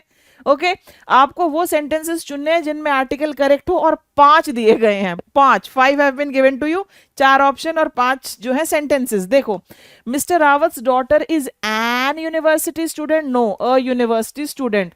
Shyam has a 1-year-old daughter, सही है। She will soon be married to an heir to the throne, बताइए 26 में। Okay, she will soon be married to an heir to the throne, okay, ये correct है। I want to travel to N European, गलत है। They have an MP residing in their neighbourhood, ये correct है। तो हमारे सामने कितने करेक्ट हैं? बी, सी और E. Yes, you are absolutely right, C is my right answer. Okay, बिल्कुल सही। यहां पर एन यूरोपियन, ये गड़बड़ हो गया। यूरोपियन साउंड कॉन्सोनेंट का है, तो अ यूरोपियन, अ यूनिवर्सिटी, ठीक है। आर्टिकल्स में मैंने बहुत डिटेल में करवाया है आपको, हमारा जो लुमिनेयर का इंग्लिश मास्टरी कोर्स है उसमें। 26 answer is C. Next, dash gift was promised to Neelam for her outstanding performance. This question is also related to articles. एक सिंपल क्वेश्चन आ रहा है और एक कॉम्प्लिकेटेड, इससे पहले वाला थोड़ा मुश्किल था। यहां बताओ, dash gift was promised to Neelam for her outstanding performance. A gift, a gift, क्योंकि हम अभी किसी स्पेसिफिक गिफ्ट की बात नहीं कर रहे हैं, केवल ये बोला गया कि आपको अगर आपने अच्छी परफॉर्मेंस दी तो एक गिफ्ट दी जाएगी। It can be any gift. A answer question number 27 के लिए, my answer here is going to be A. A is the right answer. Choose the correct option for the transformation of the given sentence into an exclamatory sentence. Okay, आपको इसको exclamatory में change करना है, ध्यान से देखिए और कीजिए। He met with an accident and died. Exclamatory में सारा गेम कहां है? कैसे स्टूडेंट्स हैं जो इनको आराम से कर लेंगे, जिनको ये पता होगा कि ये वर्ड्स कहां यूज होते हैं। ये ओ, अलास, ओह, वाओ, हुर्रा, ये कहां यूज होते हैं। जैसे ही आप इनकी यूसेज समझ लेंगे, आप इनको आराम से कर लेंगे, आप इनको आराम से कर लेंगे। ध्यान से देखो, he met with an accident and died, बताइए, बताओ इसका आंसर क्या होगा? 28। 28 is in front of you, in words पे फोकस करो, you will be able to come to a conclusion. Question number 28, ये ओ कहां यूज होता है? ये सरप्राइज के लिए यूज होता है। एक्सीडेंट हुआ है भाई, सरप्राइज इसमें कुछ है ही नहीं। Okay, alas he met with an accident. Question number 28 में, 28 में बताओ अलास, क्या ये करेक्ट है? ओके, यहां पर देखो, he met with an accident and died. Okay, what a terrible accident he met with, yes, ये मेरा आंसर है 28 के लिए। हम ऐसे कहते हैं ना एक्सक्लेमेटरी में, what a terrible accident, what a wonderful house, what a great boy, इस तरह से तो हम बात करते हैं। तो यहां पर देखिए अगर आप, तो यहां पर वो वाला स्ट्रक्चर नहीं था। So what is my answer? Question number 28, 28 के लिए मेरा आंसर जो है सी है, सी। और अलास किसके लिए यूज होता है? अलास डेथ के लिए यूज होता है, अलास किसी ट्रेजिक चीज वगैरह के लिए यूज होता है। So C is my right answer. And ये ओह जो है, ये सरप्राइज के लिए भी यूज हो जाता है। Choose the correct option for transformation of given exclamatory sentences. ठीक है, आपको एक एक्सक्लेमेटरी सेंटेंस बनाना है इसका। She is a wonderful woman, देखो, she is a wonderful woman, तो क्या ये ओह शी इज वंडरफुल होगा? हुर्रा शी इज वंडरफुल होगा? What a wonderful woman she is होगा? या फिर ये वाला होगा, what a wonderful woman she is? अब आप बताइए, 29 है आपके सामने। क्वेश्चन नंबर 29 इज या what a wonderful woman she is, और ये एक्सक्लेमेटरी मार्क भी है यहां पर। एक्सक्लेमेटरी तो बनाने को आपको कहा, यहां पर अगर आप देखें, ओके, इसमें देखो, ओह, ये ओह जो है ये इनकरेक्ट है यहां। ओके, शी इज वंडरफुल, ये रॉन्ग। हुर्रा, इसकी वजह से, हुर्रा की वजह से रॉन्ग। हुर्रा हम कहाँ यूज करते हैं? बहुत ज्यादा खुश है, विक्ट्री है, उस तरह की चीजों के लिए। Okay, what a wonderful woman she is, ये यहां पर गलत लग गया। सो आंसर हमारा ए है। Question number 29, what's my answer? My answer is a. मेरा तो ए भी डी जैसा लग रहा था, तो मैं इसको ए जैसा ही लिखूंगी। Choose the correct option to complete the sentence. I assure you that I will cook for you dash we reach our home. बताओ, बहुत ही सिंपल क्वेश्चन, सिंपलिसिटी में पूरे 5 में से 5। आई अश्योर यू, मैं तुम्हें आश्वासन देती हूं। I will cook for you, मैं आपके लिए खाना बनाऊंगी। As soon as soon as we reach home, जैसे ही हम घर पहुंचेंगे। Question number 30, my answer is going to be B, as soon as we reach home। 30 के लिए आंसर बी है। चलो नेक्स्ट पर आ जाओ। 31, choose the sentences with the correct use of prepositions in the following options. अब आपके सामने ये 4 हैं और इनमें प्रेपोजिशंस लगाई गई हैं। आपको मुझे बताना है, ठीक है, आपको मुझे बताना है कि किसमें सही प्रेपोजिशन है और किसमें गलत है, ये आपको मुझे बताना है। ठीक है जी, करें क्या इसको? बताओ, बताओ जल्दी से। Question number 31 is in front of you. 31 करिए आप, देखते जाओ। A few of the glaciers are expected to vanish by 2020। A few of the glaciers are expected to vanish by 2020। Correct है, इसमें कोई गड़बड़ नहीं है। They never turned up their proposal। मैं हमेशा आपसे कहती हूं ना, फ्रेजल वर्ब्स को समझिए। ये टर्न अप क्या है बताओ जरा मुझे, मैं आपको यहां लिख देती हूं। आपको मुझे बताना है अब कि टर्न अप क्या होता है, टर्न डाउन क्या होता है। टर्न डाउन मुझे मत कहना कि आपको नहीं आता, आप मुझे बिल्कुल नहीं कहेंगे कि आपको ये नहीं आता, क्योंकि आप ये ऐसा करते हैं, आप इसको यूज करते हैं। और तीसरा एक और ले लो, टर्न इन। यहां पे जो यूज होगा टर्न इन होगा, और ये इजी नहीं है, ये थोड़ा सा मुश्किल है। टर्न इन का मतलब होता है किसी चीज को सबमिट करना। सबमिट करना, आपका होमवर्क है, आपको सबमिट करना पड़ेगा। कोई फाइल है, आपको सबमिट करनी पड़ेगी। कोई डॉक्यूमेंट है, आपको जाके जमा करवाना, वो जो जमा करवाना है ना, वो है submit. Okay, they never turned in their proposal, ये ऐसे होगा। टर्नअप का मतलब होता है उपस्थित होना। 50 people turned up for the protest। 50 people turned up for the party। मतलब इतने लोग उपस्थित हुए। और टर्न डाउन क्या होता है? टर्न डाउन का मतलब होता है किसी चीज को रिजेक्ट कर देना। आपने किसी लड़की को प्रपोज किया, she turned down your proposal, she turned down your offer, तो यहां ये वाला गलत है। It was the last report filed by the company last month. इन यहां पर incorrect है। I am indebted for you regarding help. ये indebted for, अभी आपको मैं समझाती हूं। INDEBTED, indebted to, उस पर्सन का नाम लिखिए जिसके आप आभारी हैं। I am indebted to my parents. I am indebted to my sister. I am indebted to my husband. I am indebted to my children. जिसके आप आभारी हैं। ओके, किस चीज के लिए आभारी हैं अगर आप ये बताना चाहते हैं तो फॉर लगाइए। I am indebted for your help. आपने जो मेरी मदद की ना, मैं उसके लिए आभारी हूं। I am indebted for your support. आपने जो मेरा समर्थन किया, तो यहां पर I am indebted to you होगा।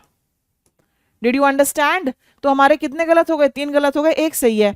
31 ए ओनली लीजिए, ये आपका आंसर है। That's my answer 31। Next, use the appropriate word from the options to fill up the blank. I dash hardly take his help. Okay, यहां पर हमारा ये modal से रिलेटेड है, करेक्ट। आप देख रहे हैं पैटर्न, पैटर्न देख रहे हैं आप किस तरह से पूछे जा रहे हैं आपसे। देखिए यहां पर आंसर होगा should. I should hardly take his help, कि मुझे बहुत ही कम एक तरह से उसकी मदद लेनी चाहिए। ठीक है, इसका आंसर हमारा 32 का डी है। Next, which of the following sentences have modal verbs.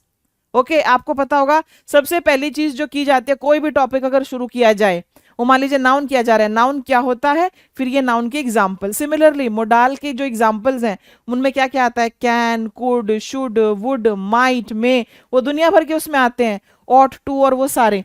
अब यहाँ पर इन सेंटेंसेस में आपको बताना है कौन से ऐसे सेंटेंसेस है जिनमें मोडाल वर्ब्स हैं। जिनमें मोडाल वर्ब्स हैं वो आपको सारे के सारे यहाँ पर आइडेंटिफाई करने हैं।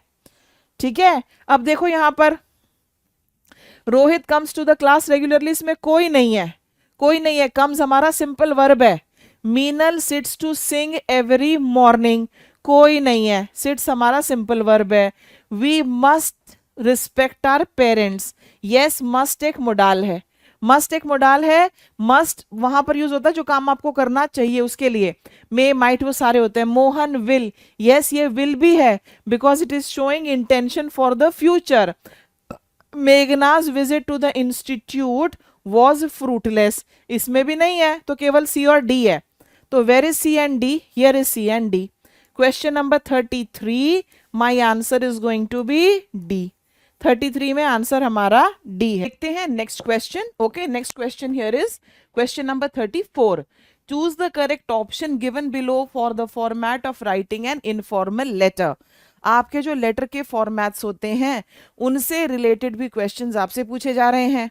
तो यहाँ पर आपको ये 5 दिए गए हैं, 5 पार्ट्स ऑफ अ लेटर, और आपको क्या करना है, आपको इनको राइट ऑर्डर में अरेंज करना है और उसके बाद बताना है कि वो ऑर्डर यहाँ पर कहाँ दिया हुआ है। फाइन, सो देखिए इसमें सबसे पहले क्या आएगा, सारे एक बार मैं पढ़ देती हूँ। Date and salutation, sender's address, signing off, body of the letter, signature of the sender. तो सबसे पहले आएगा भेजने वाले का address. So B is going to be my first one, B is going to be the first one, sender's address. Sender's address first कहाँ है? Option C में तो है नहीं, डी में भी है नहीं। ओके, ऑप्शन ए और ऑप्शन बी में है। सेंडर्स एड्रेस के बाद क्या आता है? सेंडर्स एड्रेस भेजने वाले का एड्रेस होता है। उसके बाद क्या आएगा हमारा? Date and salutation, this will be the next one. Okay, आप डेट डालेंगे और फिर लिखेंगे डियर रवि या whatever. Okay, dear daughter, dear son, whatever you want to write. तो नेक्स्ट आएगा हमारा A, B followed by A, option B में है। Yes, this is my answer. This is my answer. Question number 34, answer here is going to be B. B is the correct answer. Next one, When you are writing a formal letter to a company, what information do you include? जब आप formal letter लिख रहे हैं तो आप उसमें क्या information, what information do you include? You include both your address and the company's address. Receiver's address and sender's address both are written. So C is my answer. Question number 35. C is the right answer. आगे, choose the correct version of the given sentence from the options given below.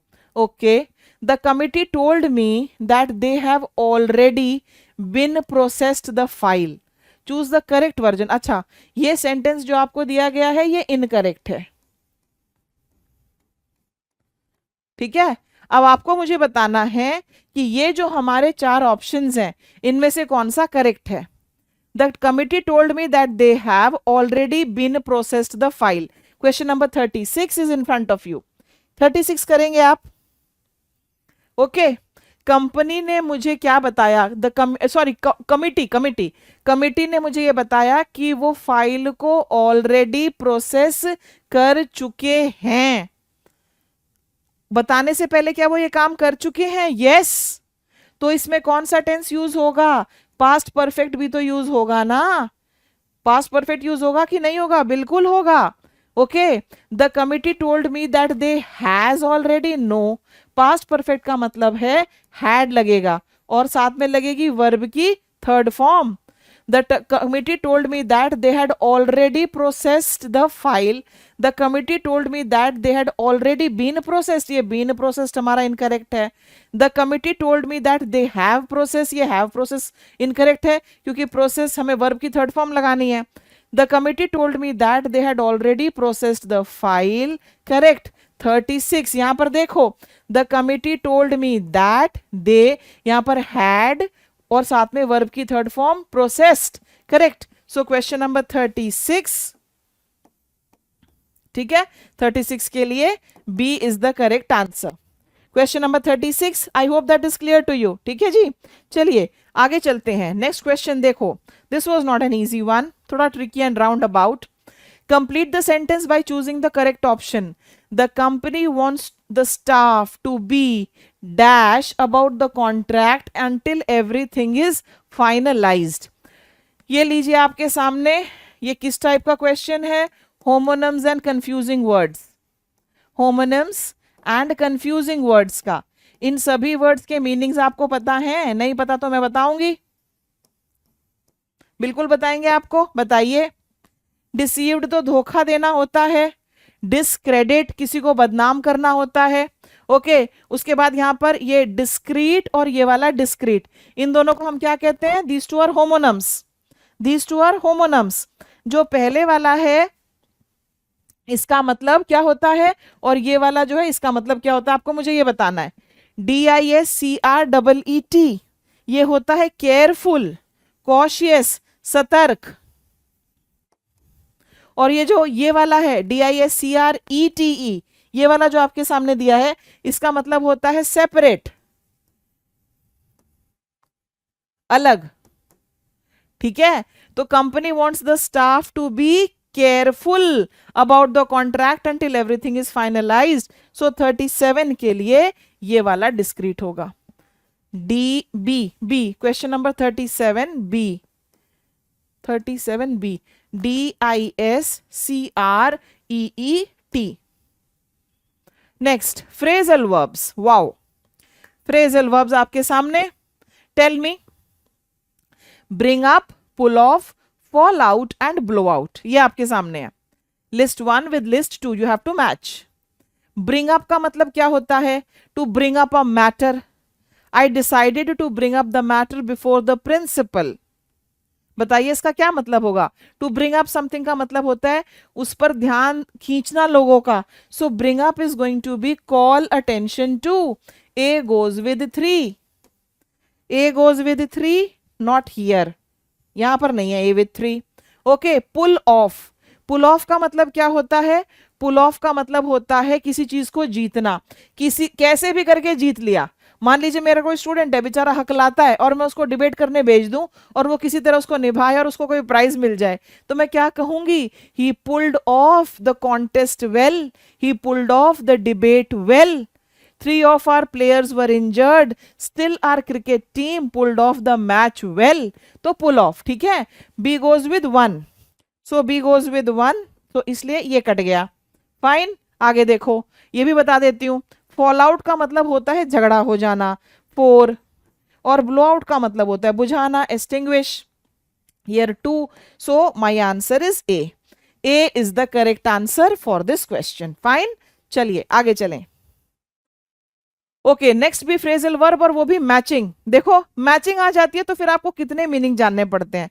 एक दे दे आपको simple सा एक ही meaning हो गया, लेकिन यहां पर आपको चार चार। पुल डाउन, पुल डाउन का मतलब होता है डिमोलिश, किसी चीज को ध्वंस करना। All the hotels that were built very close to the Ganga in Rishikesh have been pulled down by the government, यानी कि उनको डिमोलिश कर दिया, उनको ध्वस्त कर दिया। The old building was 150 years old, so the government, या so the owner decided to pull it down, demolish, understood? उसके बाद है close down। क्लोज डाउन का मतलब होता है to go out of business, business ही बंद हो गया। लुक आउट, लुक आउट का मतलब होता है be careful, look out there are snakes in the forest, be careful. Doze off, सो गया। अगर आपको कुछ भी नहीं आता था, डोज ऑफ तो आना चाहिए भाई। Dose of, dose of will go with 2, D2, D2 कहां पर है? यहां पर है और यहां पर है, फिर उनमें आपको छांटना पड़ता। ओके, लेट मी सी कौन सा बन रहा है इनका। ए किसके साथ जा रहा है? A is going with pull down 3, A goes with 3, A goes with 3 here. Fine, C question number 39, C is my right answer. 39 का आंसर हमारा क्या है?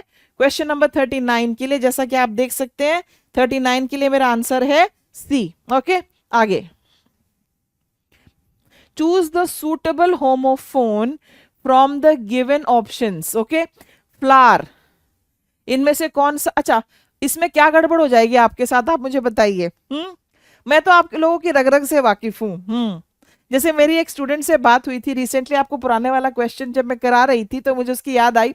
उसने मुझे कहा मैम मैं तो ऐसे करता हूँ कि जो सबसे ज्यादा हो, जैसे यहाँ पर सबसे ज्यादा इनमें खैर कोई है नहीं, लेट मी जैसे फॉर एग्जांपल वो कहता कि मैम मैं तो वो वाला कर देता जिसमें बिगिनिंग जो है ना वो सेम से होते हैं।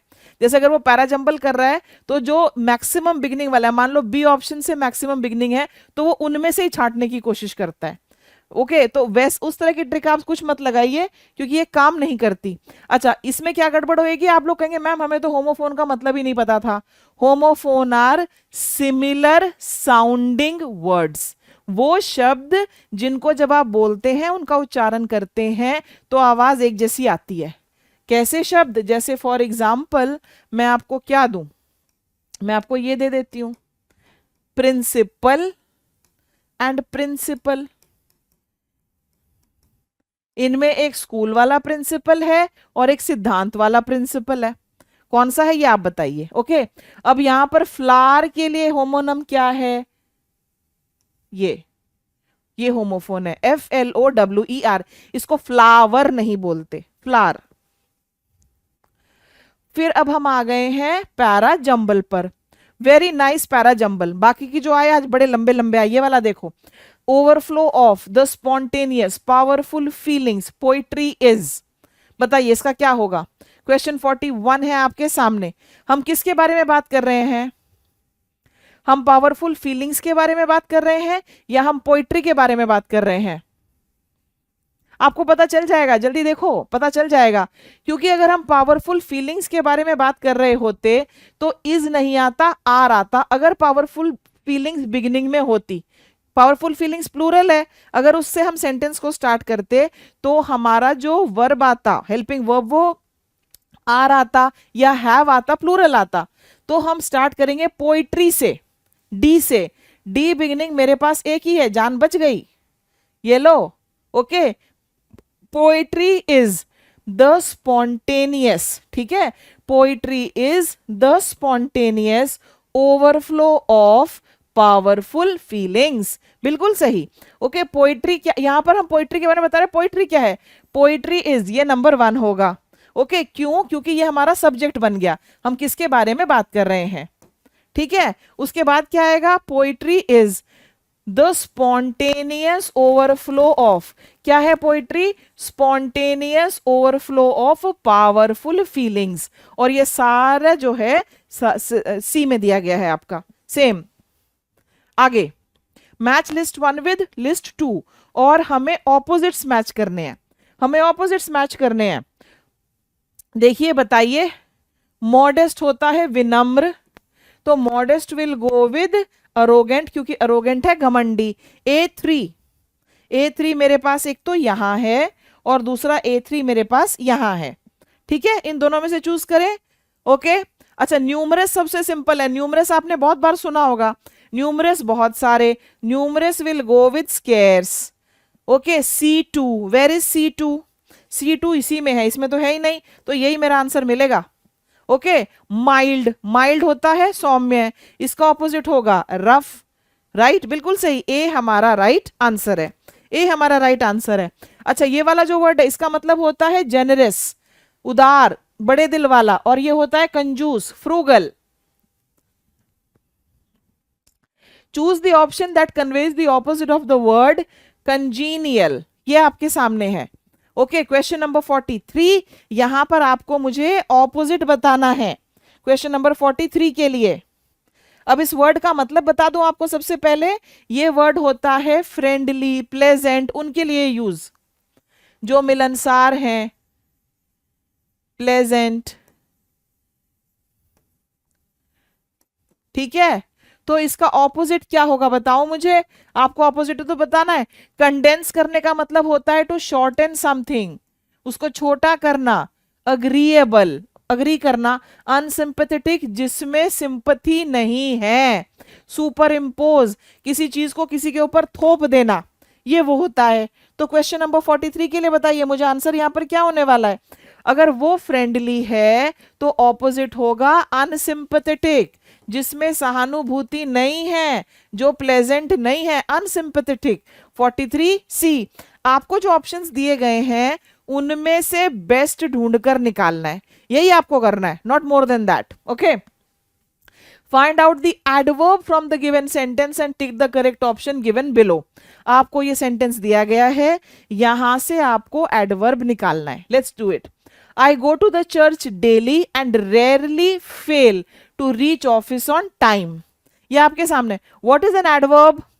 Adverb in हिंदी क्रिया विशेषण। It will give us additional information about the verb. Okay, जैसे यहां पर verbs क्या है हमारे? Okay, I go. ठीक है, go हमारा verb है और दूसरा fail. Okay, fail, यस, असफल होना किसी चीज में, that is fail. Past tense क्या है इसका? Failed, that is the past tense. Okay, अब how do you go? I go daily, एक तो ये डेली हो जाएगा, and rarely fail, rarely adverb हो गया, ये दोनों एडवर्ब हैं। आप कब जाते हैं? डेली, ये एडवर्ब है आपका डेली, और रेयरली फेल, तो daily and rarely. Where is daily and rarely? Here is daily and rarely. 44A is the right answer. अब ये मत पूछना ma'am what is an adverb, how many kinds of adverbs are there, हम कैसे identify करेंगे, सारे का सारा जो है कोर्स में है, सारे का सारा उसमें है। It was nothing else dash the passion to do something great in life. It was nothing else dash the passion to do something great in life. बताओ क्या है ये? Question number 45 is in front of you, it's a fill in the blank question, और आप मुझे इसका answer करेंगे। 45, इस तरह के सेंटेंसेस आपने सुने हैं? देखो मैं एक सेंटेंस लिखती हूं, during Navratras I eat nothing but fruits. Have you seen such sentences? During Navratras, I eat nothing but fruits. Tell me. आपने इस तरह के सेंटेंसेस देखे हैं? बताइए इसमें क्या कहने की कोशिश की जा रही है कि इसके अलावा कुछ और नहीं, यानी कि जो फ्रूट्स थे ये ही एक्सक्लूसिवली खाए गए। तो एक्सक्लूसिविटी दिखाने के लिए इस तरह के सेंटेंसेस हम बनाते हैं। It was nothing else but hard work that made me successful. It was nothing else but his mother's tears that made him apologize. It was nothing else but luminaire classes that made me clear the exam. बात समझ में आ गई आपको? ऐसे हैं ये sentences. तो यहां पर देखो, it was nothing else but the passion to do something great in life, कि कुछ और नहीं था, बस मुझे लाइफ में बहुत ग्रेट करना था। That's it. आगे, complete the following sentences by using a question tag. I am older to you. अच्छा, क्वेश्चन टैग वाले सेंटेंसेस में हमें क्या करना होता है? हमें टेंस आइडेंटिफाई करना होता है, हमें प्रोनाउन आइडेंटिफाई करना होता है, ठीक है, कौन सा लगेगा, और उसके बाद हमें देखना होता है कि फर्स्ट पार्ट में कुछ नेगेटिव है कि नहीं है। फर्स्ट पार्ट में कुछ भी नेगेटिव नहीं है तो जो हमारा क्वेश्चन टैग लगेगा वो नेगेटिव लगेगा। अब यहां पर देखो, I am older to you, ठीक है, आरएंट यू, आई के लिए मुझे यहाँ पे प्रोनाउन लगाना है, आई के लिए प्रोनाउन तो आई ही लगेगा, तो यहां पर आई है ही नहीं, यहां पर आई है ही नहीं, है ही नहीं, आई केवल यहां पर है। ओके, और ये वाला मैं आपसे कहूंगी ये एक ट्रिकी क्वेश्चन है। मैं क्यों कह रही हूं ये ट्रिकी क्वेश्चन है? क्योंकि एक स्टूडेंट ने ये पेपर दिया था और उसने मुझे कहा था कि मैम उनके ऑप्शंस में जो था ये था ही नहीं, और उसके हिसाब से ये आना चाहिए था एंट आई। आप ये बोल जाते हैं, ये लिखना नहीं है, ये लिखना नहीं होता है। Writing is very different, you have to follow rules there. तो यहां पर आरएंट आई, कुछ एक स्टूडेंट्स इसको एम नॉट का कॉन्ट्रैक्टेड फॉर्म इस तरह से भी कर देते हैं, एमेंट। ये सारी ना आप लोगों की खोज कह लो, डिस्कवरी कह लो, इन्वेंशन कह लो, जो कहना चाहो कह लो, लेकिन यहां पर आरएंट आई होगा। Okay, aren't I, C is going to be the right answer, C. none of the boys dash attended the party. Okay, none of the boys dash attended the party. Answer बताती हूं सबसे पहले। Okay, हम none कब use करते हैं? हम none तब यूज करते हैं जब दो से ज्यादा हो, more than two, more than two, और उनमें से कोई भी नहीं। जैसे मैं कहूं कि कमरे में 5 लोग थे पर किसी ने मेरी मदद नहीं की, none of them helped me, कोई भी आंसर सही नहीं हुआ, none of the answers were correct. समझ में आया? None of the teachers helped me. अगर 2 हैं तो हमें क्या कहना होता है? 2 में हमें कहना होता है नाइदर। 2 के केस में नाइदर। इससे रिलेटेड बहुत क्वेश्चंस आते हैं, स्टूडेंट्स को क्लैरिटी नहीं है। 2 से ज्यादा के केस में आप नन यूज करेंगे। So none of the boys have attended the party. Okay, already none है, नेगेटिव वर्ड है, दोबारा से नॉट नहीं लगेगा, इसलिए ये एलिमिनेट हो गया। None of the boys plural है तो ये हैज क्यों लगेगा? हैज तो सिंगुलर है। अटेंडेड पास्ट टेंस है, आर क्यों लगेगा? प्रेजेंट टेंस का वर्ड क्यों लगेगा? सो इसके लिए हमारा आंसर क्या होगा? Question 47 C, have is the right answer. 47 C में have is the right answer. EDMs, अब आप मैच करेंगे ईडीएम्स। ईडीएम्स, ओके, बताओ, बताइए। फॉल फ्लैट, हिंदी में उसको बोलते हैं औंधे मुंह गिरना, औंधे मुंह गिरना। तो इसके लिए क्या होगा? अनसक्सेसफुल हो जाना। 48 1, ठीक है। अब देखो, जैसे मैं स्टूडेंट का एग्जांपल दे रही थी, वो इनमें तीनों में 1 देखेगा, सबसे पहले इसको एलिमिनेट कर देगा, वो इन्हीं के साथ जाएगा, जो उसको मैक्सिमम लगता है ना वो उसको मैच करने की कोशिश करता है, आंसर से वो सॉरी सोल्यूशन से वो आंसर पे आने की कोशिश करता है। इन हॉट वाटर क्या होता है? इन हॉट वाटर होता है in trouble. So B goes with 3। ये तो सबसे पहले कट गया क्योंकि इसमें A1 नहीं था, उसके बाद बी गोज विद 3, तो बी गोज विद 3 होगा तो ये वाला कट जाएगा। फिर हम आगे चलते हैं, bolt from the blue, bolt from the blue होता है ऑल ऑफ अ सडन। अचानक से। सो 4, सो 4 अगर हम कर रहे हैं तो ये भी कट गया। D2, कहाँ है D? Black sheep. Black sheep तो आपको पता ही है, ब्लैक शीप होता है खोटा सिक्का। Okay, black sheep. डी के साथ क्या है हमारा? डी के साथ 2 है। Strongly disapproved of, okay fine. तो कहाँ गया? स्ट्रांगली डिसअप्रूव्ड ऑफ, ये रहा। फाइन। सो क्वेश्चन नंबर 48, 48 के लिए हमारा आंसर क्या होगा बताओ। अब आपके लिए मैंने सारा मैच कर दिया है, सारा मैच कर दिया है आपके लिए। ओके, ये इडियम्स ज्यादा मुश्किल नहीं थे, ज्यादा मुश्किल नहीं थे। 48 के लिए हमारा जो आंसर है 48 is going to be C. C is the right answer.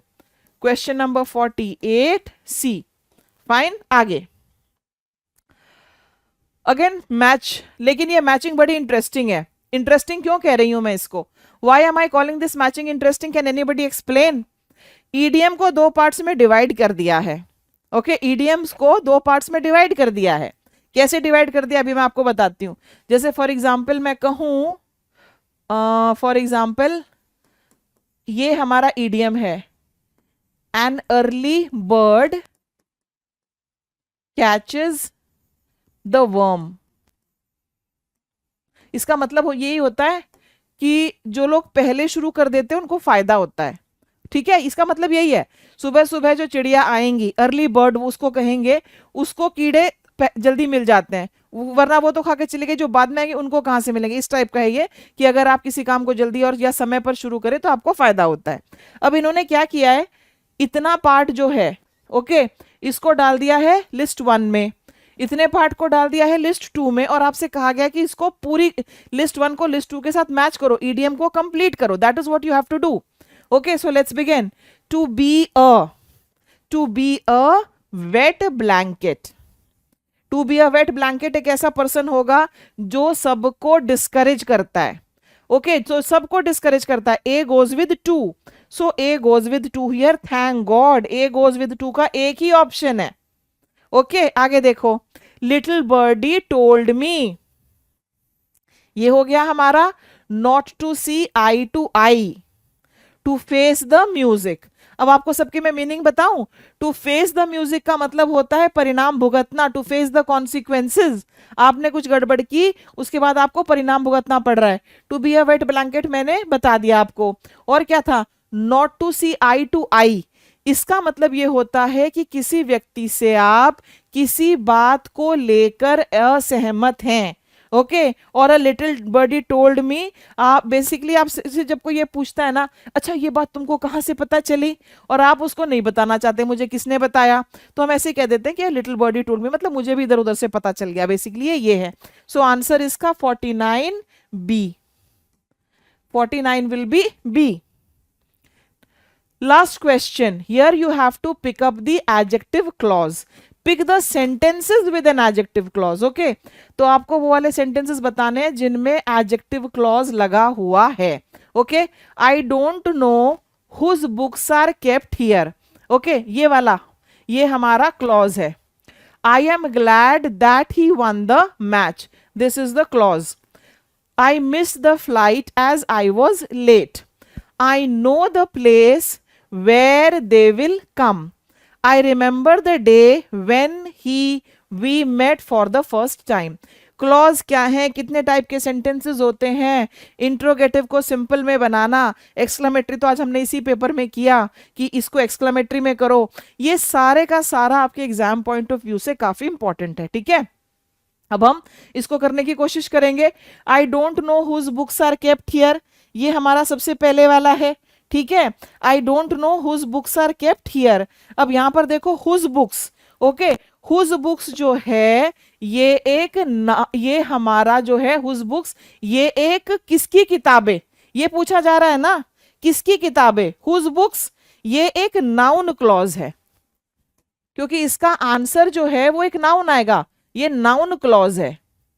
ठीक है, I am glad that he one the match. ठीक है, नेक्स्ट वाला देखिए, I am glad that he one the match. That he one the match जो clause है ये object है।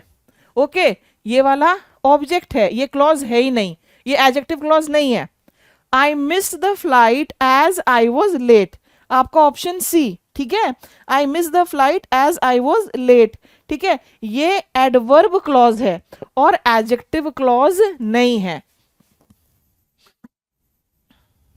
ठीक है, ये वाला हमारा जो है ये एक एडवर्ब क्लॉज है, ठीक है। उसके बाद क्या आ गया, I know the place where they will come, option D, I know the place where they will come, ठीक है। अब ये वाला जो है वेयर दे विल कम, ये वाला हमारा जो है ये आपका एडजेक्टिव क्लॉज है, क्योंकि ये एक प्लेस को मॉडिफाई कर रहा है और प्लेस हमारा नाउन होती है और नाउन के बारे में इंफॉर्मेशन देने वाला फिर वो जो है वो हमारा एडजेक्टिव क्लॉज होता है। तो यस, डी जो है ये एक एडजेक्टिव क्लॉज है। I know the place where they will come, I remember the day when we met for the first time, option E, ठीक है, option E, I remember the day when we met for the first time, when we met for the first time, ये day को modify कर रहा है, when we met for the first time, किसको modify कर रहा है, ये डे को, राइट। तो ये क्या हो गया फिर, I remember the day when we met for the first time, okay, ये ऑप्शन ई में ये डे को मॉडिफाई कर रहा है, ठीक है। तो यस, ये भी जो है हमारा एडजेक्टिव क्लॉज है, ये भी एडजेक्टिव क्लॉज है। तो हमारे पास दो एडजेक्टिव क्लॉज आए, कौन कौन से, डी एंड ई। तो क्वेश्चन नंबर 50 के लिए ये मेरा आंसर है, डी राइट आंसर है, D is going to be the right answer. Last question, a tricky one, but anyways ये हमने आज आपके साथ एक पेपर डिस्कस किया और जैसा कि मैंने बताया ये प्रीवियस ईयर पेपर है, एक एक क्वेश्चन आपके साथ मैंने पूरे डिटेल में एक्सप्लेन किया, कॉम्प्रिहेंशन में कहाँ आंसर छिपा हुआ and everything we did. I hope इन वीडियो से आपको मदद मिल रही होगी, ओके। अगर आपको लगता है your grammar is not in place, exam point of view से देखो, ग्रामर में भी बहुत कुछ पढ़ाना होता है, लेकिन आपको स्पेसिफिकली पता होना चाहिए कि कौन से एरिया ऑफ ग्रामर पर आपको ज़्यादा फोकस करना है, किस टाइप के क्वेश्चंस पूछे जा रहे हैं। So if you want to improve then you should join our Luminaire English mastery course, सारी चीज़ें जो हैं वहाँ पर आपकी कवर करा दी गई हैं। So I wish you all the best, thank you so much for watching and do subscribe the channel, share it with your friends. और अगर कोई भी इंसान आपको लगता है कि यस मेरा वो फ्रेंड प्रिपेयर कर रहा है and it will be helpful for him, then please do let others also know. Thank you so much for watching, bye bye.